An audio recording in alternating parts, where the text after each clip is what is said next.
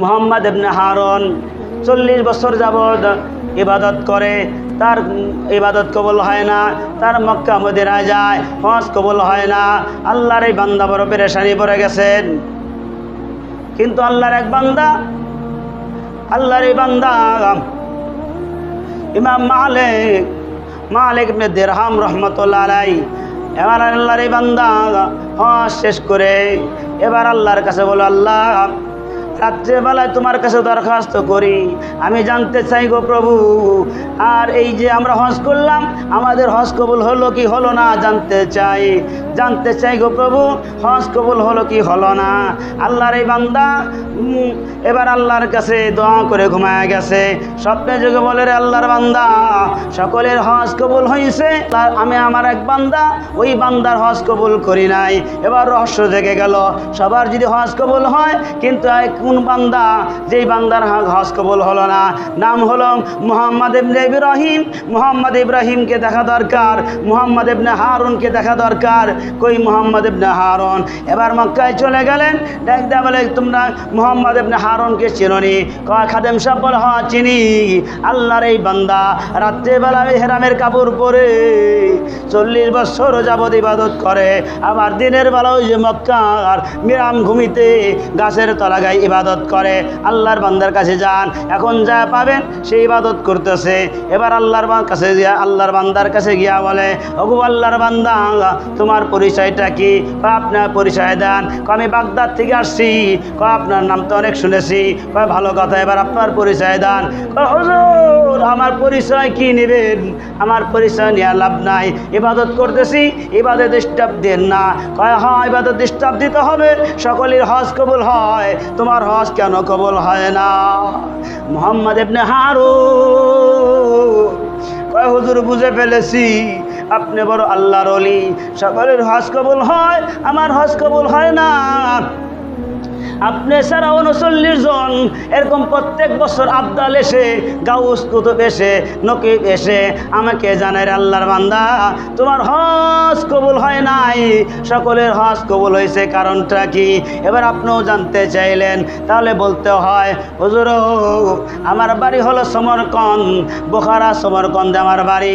আমার বাবার সম্পদের অভাব ছিল না, টাকা পয়সার অভাব ছিল না, আমি বড় নেশা করতাম, আমি বড় এরকম মাগিবাজি করতাম, জিনার কাজে লিপ্ত থাকতাম, অহরহর গুনাহ করতাম। একবার এরকমভাবে আমার কর্মচারী ছিল 12,000, অনেক রাওয়াতে আছে 12 জন, এরকমভাবে বিশাল সম্পদের মালিক। আমি রাত্রেবেলা এরকমভাবে মদ খেয়ে যখন আমি বাসায় আসলাম, দেখি আমার মা রুটি বানায়, বড় বড় রুটি বানায় কর্মচারীদের জন্য, রুটি বানায় এরকম শেখাতেছে। আমাকে এরকম মা আমাকে বকাবকি করলেন, এত রাত্রে দেরি হলো কেন, তুমি নেশা করো কেন, এভাবে বিভিন্ন কথা বলা শুরু করলেন। এক পর্যায়ে আমার রাগারাগি করলেন, আমার মনটা বড় খারাপ হয়ে গেল। আমি মাকে মারধর করলাম, মাকে এরকমভাবে আঘাত করলাম, মাকে পিটানো শুরু করলাম। শুধু পিটায় ক্ষান্ত হই নাই হুজুর, আবার মাকে ধরে চুলের মুঠা ধরে আমার মাকে ওই আগুনের ভিতরে নিক্ষেপ করে দিছে। ও হুজুর, আমি আর মাকে পালানোর পরে আমি আমার ঘরে চলে গেছি।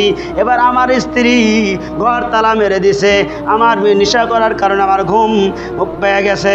ঘুমানোর পরে সকালবেলা দেখি দরজা আটকানো। আমি বললাম, দরজা কেন আটকানো? বললো যে তোমার মাকে তুমি রাত্রেবেলায় মারছো, তোমার কি হুঁশ নাই? কয় কেমনে জানবো, আমার তো মনে নাই। যা দেখে কয়লার ভিতরে মা আছে, ওই মার কোনো জান নাই, মা আছে, ওই মাটা কয়লার মতো পুরে সারকার হয়ে গেছে। মাকে দেখে বড় আফসোস লেগে গেল, হায় হা, আবার সম্পদ দিয়ে আমি কি করব? আমি কত অন্যায় করে ফেলেছি, ওই যে আমি বড় অন্যায় করে ফেলেছি। ওই মাসটা ছিল রমজান মাসের আগের মাস। এবার আমার মনের ভিতরে আফসোস লেগে গেল। এবার স্ত্রী ডাক দেওয়া বলে, আমি আপনার সাথে থাকবো না, আপনি মাকে হত্যা করতে পারেন, আমাকে হত্যা করতে বাঁচবে না, আমি আপনার কাছে থাকবো না।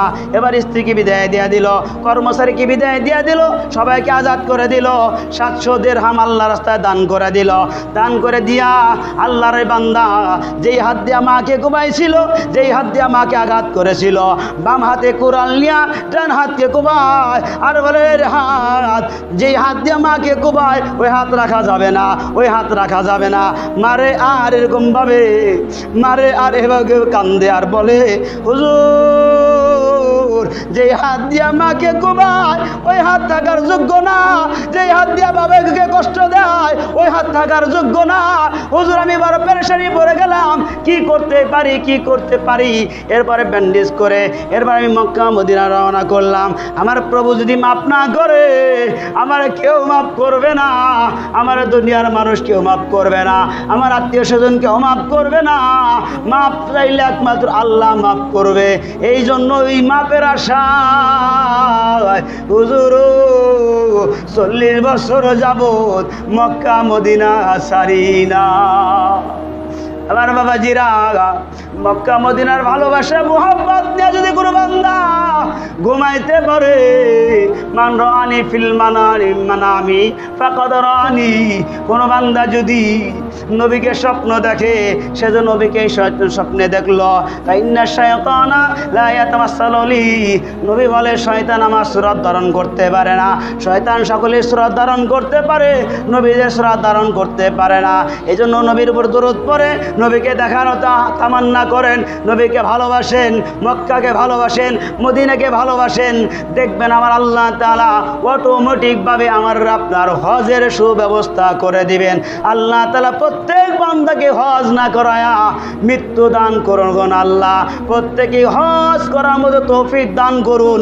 জবান খুলে বলা যাবে কি আমিন।